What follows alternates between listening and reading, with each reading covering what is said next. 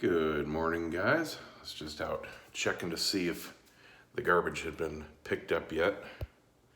Nope, not quite yet. It was funny because just total coincidentally, opened up the window, looked out, my neighbor was across the street on his porch. And he's doing this most conspicuous move ever. Looking down the street and then whoosh, grabs his hidden key. He was locked out. If you're gonna grab a hidden key, just do it on the sly and no one would ever bat an eye. But when you're doing one of these, kind of draws attention if anyone's looking. So I've got a complaint against Netgear, makers of the Arlo camera system.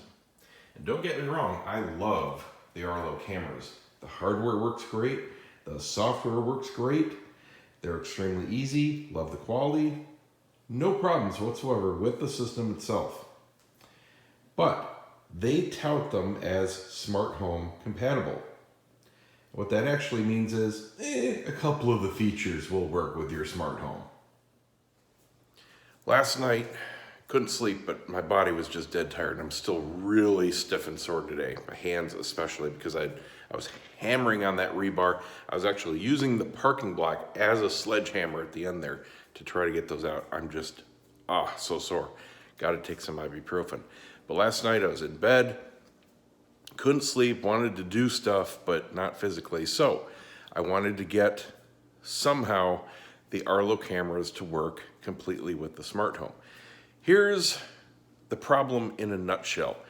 Netgear has specifically limited the ability to change your Arlo into a custom mode through any third party. You have to use the Arlo app or the Arlo website. Custom modes are pretty much what everybody uses with the cameras. Out of the box, you get armed, disarmed, and something else. Can't even remember. But those are useless. Those are like all or nothing, not very useful modes. And that's it. You can't use any more than those. Custom modes are where you set up all the different rules for all your different cameras. For example, if motion only is detected on the porch cam, start recording on the porch cam and start recording on the driveway cam. Just all kinds of different rules and sets you can make however you want to set up your cameras, right? And you can do as many of those custom setups as you want. They're called custom modes. You just give them a name. I have one for when we're not here at all, one for when I'm here, one for when we're sleeping, things like that, right? So I've named them whatever. And they work great through the Arlo app, like I said. Well, I want to say, put the cameras in whatever mode. When we're going out the door, or we're going to bed, or we've come in the door and we're home. Pretty standard stuff. Or I want to be able to put it into a routine or a setup where I give her a command when I'm going to bed and it locks the door, turns off some lights, turns on some lights in night light mode, make sure the cameras are in a night mode. It can do all that automatically. That's the point of the smart home system. But Netgear has said, nope, can't do it. So a couple of years ago, and this is kind of the power of the Samsung SmartThings hub, as opposed to some others, it's very, very customizable because you can run all kinds of custom code, like the actual code, just like building a website basically. You can write just about anything to run through the the SmartThings hub. So this guy wrote his own code to basically get it working, to be able to change your custom modes through the SmartThings hub, and therefore through who or your Google Home or whatever, and use voice controls. After hours and hours of work, come to find out that something like 2 weeks ago, something changed that broke it. Either it was an update to the Arlo system or an update to Samsung. I don't know, but it was insanely complicated to get working. This is not a simple interface kind of thing, just tapping buttons. No, this is insanely complicated. You have to use the web interface to go into your Samsung developer account. That gets super messy. I had to integrate with GitHub, which is a code repository. I'm talking techie stuff that 99.9% of people using this system will never be able to do. Just because it is such a steep learning curve. I had to learn a lot of things, and it was compounded by the fact that there are and were major bugs out there. One of which was GitHub had their authentication system down, and I couldn't figure out why things were breaking and not being able to work. It's because they were having problems. It went on and on and on. Okay, it would take me an hour to explain how you have to do this. Got it all done, and now nothing happens. Even pressing the button manually in the app to change the mode doesn't actually do it.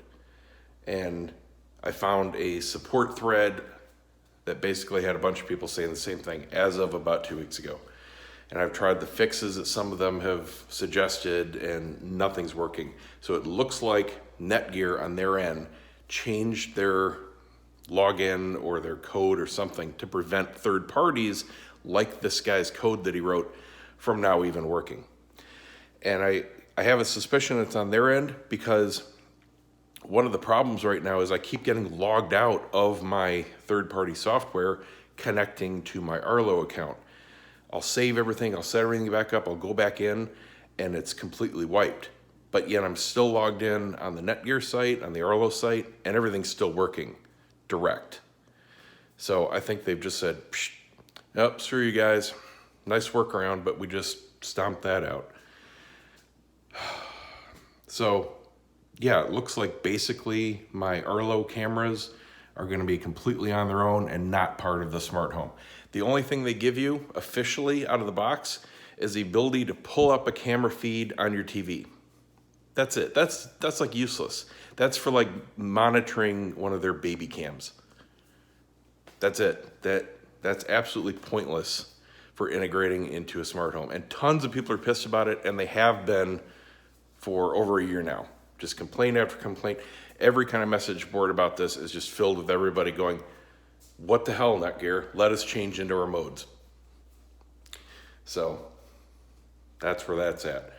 If you're getting the Arlo system and you're thinking about integrating into your smart home, don't. That's my recommendation. Unfortunately, I think it's the best camera system out there for what it is if you need a wireless system, but does not work at all. And get this, yesterday, as I was editing the video, I saw this big old bolded title up here that even says, inspect for loose fuel cap and tighten or replace as necessary. I didn't even see this or read. I thought it was just basically a title of this section. It shows up a lot more on the camera than in real life. This is a dark gray and black, and I just didn't see it. But I saw it when I was editing the video last night. I'm sure some people were like, as I was talking about the AC system in the car, were like, dude, read. So today is going to be continued build day. I'm going to get the dining room, completely built. Sideboard, table, get this set up, get the chairs in here, and that will wrap it up for now. We still have decorations and stuff. We want to put up a big mirror and of course some stuff on the wall, but that's later. Let's see, I want to get the under cabinet lights in, get rid of some of this mess. Got a whole bunch of these to go on, got the control modules to go in. Here's one of them here. We can get that wired into the rest of the smart house. That's going to be part of one of the routines. A couple of people have said, you're spending all this money just so you don't have to flip a switch. That's not the point of a smart home, guys. The point is what you can do after. Once you have a device connected, you can do all sorts of things with it that you couldn't before. For example, I'm gonna have a routine when I go to bed. Get in bed, give Alexa one command. I'm gonna have the under cabinet lights dim down, kind of like night lights. I've already got the night lights on for the rest of the house so you can walk around without tripping. It's gonna lock the front door. It's gonna shut off any interior lights that are still on. Make sure the outside ones are still on the sunset to sunrise schedule. You know, all kinds of stuff with one command from bed. You don't have to get up, you don't have to go anywhere in the house, and you have the peace of mind of knowing that the house is secure. So that's just one example. You can set up all kinds of other routines and scenes and macros and stuff like that once you get things connected. And I want to get this first garage cabinet assembled and start cleaning up. Once I get this built, I can move stuff into position. I can get these shelves over there where they're gonna live. That will empty at least 2 of the bins, and that one should go in this cabinet. So that'll leave a nice big hole. Might be able to get the wife to park in the garage for the first time tonight. We'll see. Another garbage load gone. That only leaves 2 or 3 boxes. Cannot believe how many boxes this move generated. Absolutely crazy.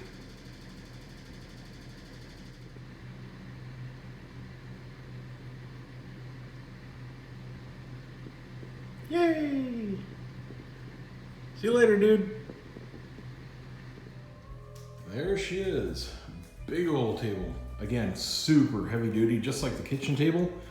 Actually, it wasn't that bad to put together. Just a whole lot of nuts and bolts, and it was a little awkward because of the space it needs. You're doing everything on the floor, and you pretty much need double the space of the table for the final assembly, and it's heavy. I barely got that flipped over by myself. So definitely pull in a helper. But this one, like the kitchen table, has built-in leaves. They don't flip over. They're a little too big and heavy for a mechanism like that. Plus, you would need so much room on the side to do that, because this has 2 leaves. There are 2 latches on the underside, just like the kitchen table. You just slide each side back. Now, unlike the kitchen table, the legs here stay still. Just the top pieces move, so you don't have to pick up an end of the table to slide it like you do at the kitchen table. It's not a big deal on that one because it's so small. This thing is heavy. This is well over, I would guess, 125 pounds. So you've got 2 leaves in here that store, and they just lift out, and they're just in their little pocket there. But you can see that when it's fully open, it's a huge table. Both leaves cover that center section to make 3 squares. So tons of room, easily seating 12 people. There she is with the leaves in. Once you put those in, you've got 6 snaps on the bottom, keeps everything together. You can see there's just tons of room. I'll put the whole room together and show you guys when it's done. Pull in all the chairs. This is why I got extra chairs. So if we need to move them all to this table anytime, we've got full seating. We'll just pull in the ones from the kitchen table. Tons of room. Of course, with it fully extended with both leaves in, you'd want to move the table that way, away from the wall, but I don't know when or if I would use it this big, but it's nice to have the option. I just wanted it for its regular size because this thing is so rock solid. Again, one of those very few IKEA pieces that I like enough to buy. This is not the typical put together range of furniture. This is not flimsy in the slightest. It's all hardwood, solid, very heavy duty, and it's gonna last. That's what I wanted. Wow, can't believe it. The last piece of IKEA furniture to assemble. You remember that room when it first got delivered, full of boxes? We're down to the end. I'm so pissed. 2 hours later, just realized down at the end here, I put the freaking bottom on backwards. Gotta take it all apart. Nope, never mind, I didn't. I saw this groove here and I thought that was for where the back slides in. That's just part of the design.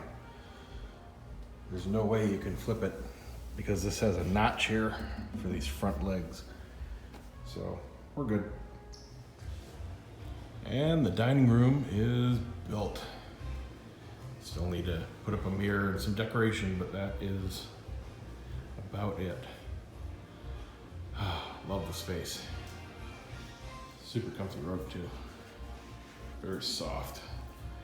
This is not an IKEA rug. I think we got this one on Amazon. All right, next.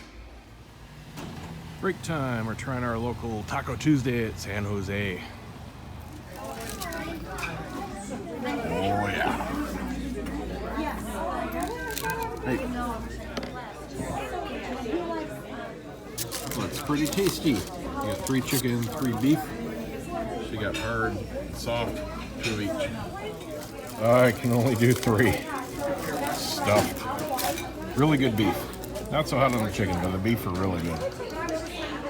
They come in pints. Slight change of plans before I move on to the next thing here. It's getting a little late anyway. I was editing a video, had to do a cigar video, and I'm noticing my temps start to go up, and they shouldn't have been.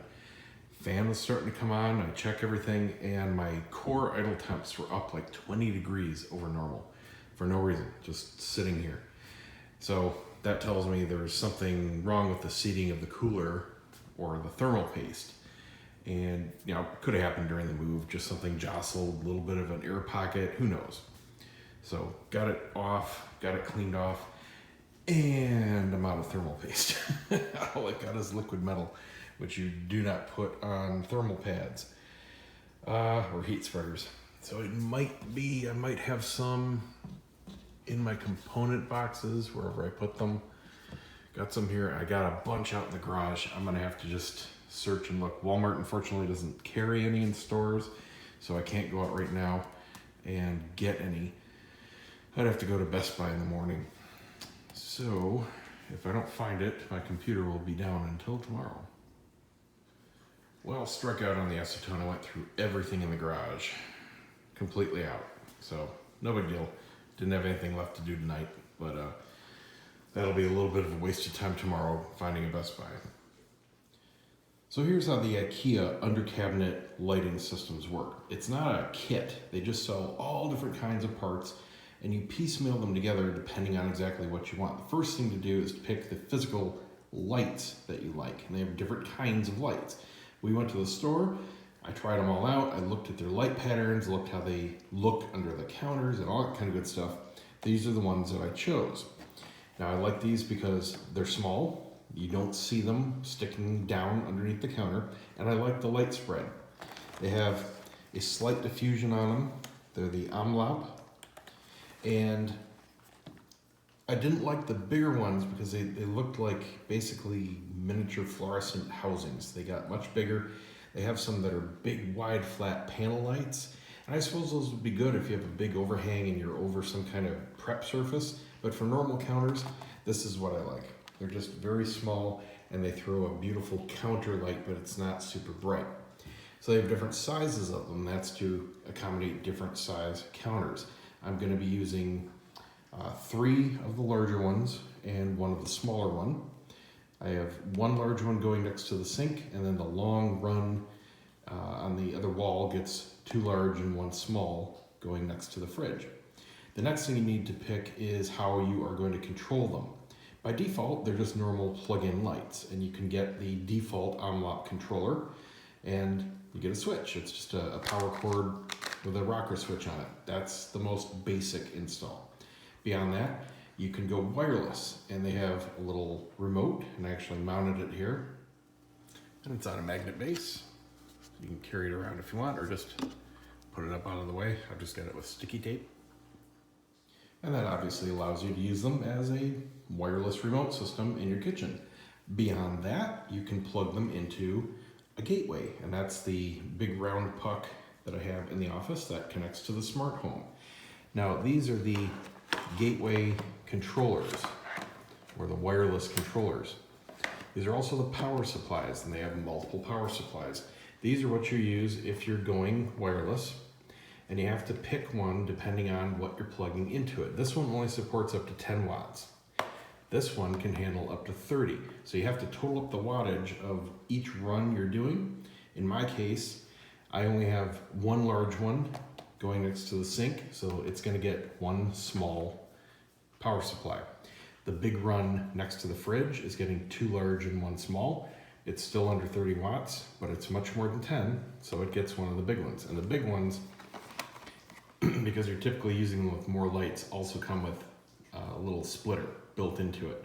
So the little one only has 3 ports on it, so you can only plug in 3 lights, like 3 small lights.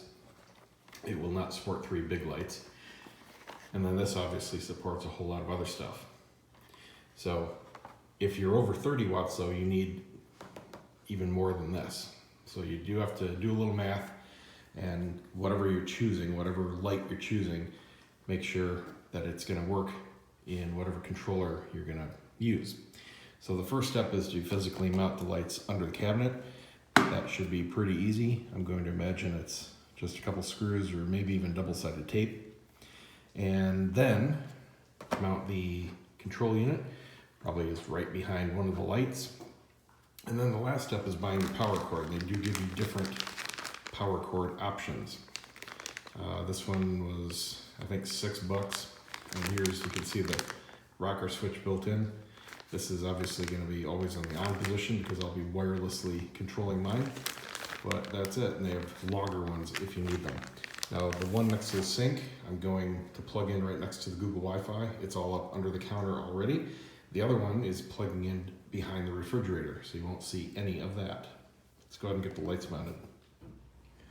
Now because of the run that's going to be very short next to the sink, I'm going to go ahead and cut and splice this because I certainly don't need a 10-foot cord all coiled up under the counter like that. So the first step is to figure out where you want to actually put the light. I highly suggest you put it towards the front. I see way too many people putting them along the back. You end up lighting the wall or things you're putting against the wall, and you don't get a good light spill on things you're actually working on. This is a task light. The point is to light what you're cooking or chopping or whatever, and you want that light to come from directly overhead. I'm gonna flip that guy around when I get everything wired. Now it does come with mounting screws. You basically have these little plastic strips that screw to the cabinet, and then the light just snaps into place, and it snaps down anytime you want. I went ahead and used tape. It's virtually impossible for me to get these little tiny screws to go into the hardwood upside down with no leverage. They just slip and slide. So this whole thing weighs maybe a quarter pound. It's super light. So tape is no problem. I just used 2 little dots on each of the plastic tabs and into place. Now they give you this huge long run. This is from the light to the controller. So I'm gonna go ahead and cut this short too because my controller is gonna be mounted right up behind the light, also taped up there. So I just need a foot at the most. So I'm gonna cut it here, cut it at the end, and then splice on the special connector. And I'll do the same to the power cord because the power cord is just gonna go from here right to there. Here's another quick tip. If you're doing any kind of wiring like this with LEDs, you must maintain the correct polarity of these wires. Incandescents don't care. You can mix and match. You can put an end on either way. Does not matter. LEDs have to be wired with the hot wire in a certain position. And that goes for putting on ends if you're making your own extension wire or wiring a socket or anything like that. And what you'll see is one of the wires has ribbing running lengthwise, and the other one is smooth.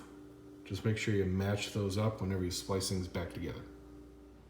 Before, after. That looks beautiful. And right now it's just plugged in and on, so it's not connected to the gateway or the smart home system yet, or even the remote.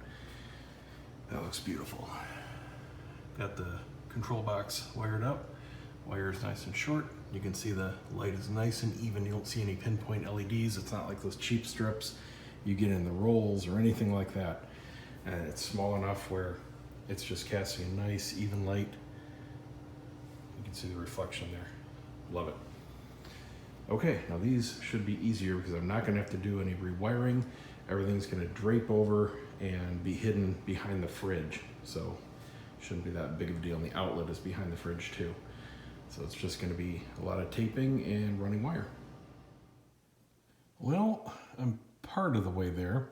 I connected the remote to the gateway, updated its firmware, and I can't get the driver to now connect to the gateway no matter what I do. Remote's working fine.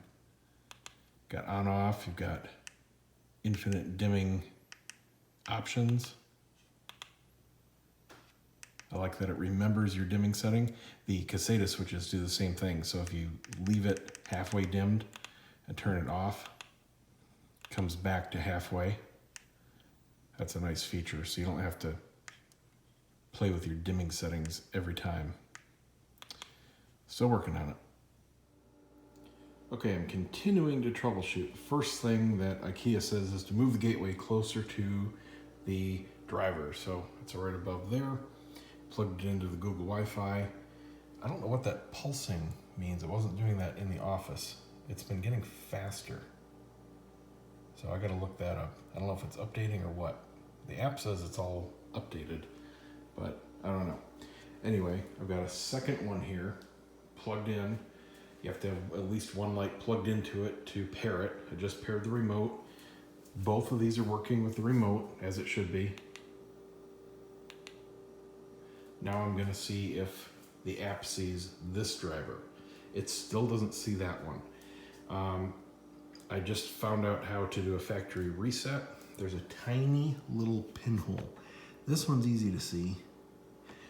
The one on here, it's not even paperclip size. It blends in with the printing on it. So I just found it, and I gotta find a little pin small enough because the paperclip doesn't fit through it. Now I'm gonna do a factory reset on that. See if I can get this paired right now though. These are fresh out of the box. And got it. That was a complete pain in the ass. I had to factory reset everything, uninstall the app, start from scratch. I don't know what got buggered up, but the resets are pretty easy. You just have to find a small pin to poke in everything. To reset the remote, you just press the button 4 times. That's it. Wish I'd put little buttons on all the devices. But now they work. Now they're seen in the app. Now I can do stuff with anything plugged into any of the drivers in all my smart home routines, and it works natively with Alexa, Google, and what's the other one? Wow, brain fart. Anyway, the 3. Now I can go ahead and get everything installed and button back up, put that back in the office, start to clean up this mess. This electric mess probably is going to go tomorrow. We'll try to get all the rest of the wiring done for the house. The wife wants the bathroom done and other stuff that she uses. She's pretty excited about the smart home stuff. 2 down, 2 to go. Before, after. Oh yeah, baby. That looks good. I have to get some small wire tacks tomorrow while I'm out, so I can tack up some of the wires to the bottom of the cabinets. The ones I have are a little too big. They don't hold it super tight. So I'll just tack them up underneath there. You won't even see them.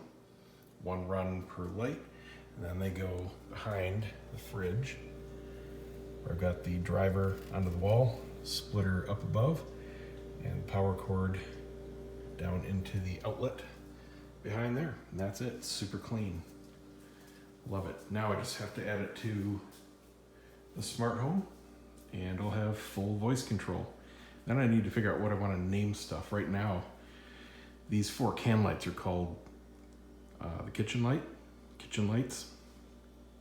But what I want to do is create a group of the cabinet lights, these, and this. Call that kitchen lights.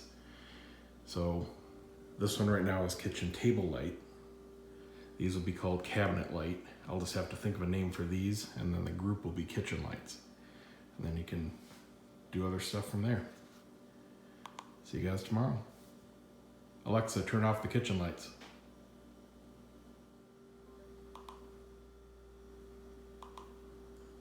Nice.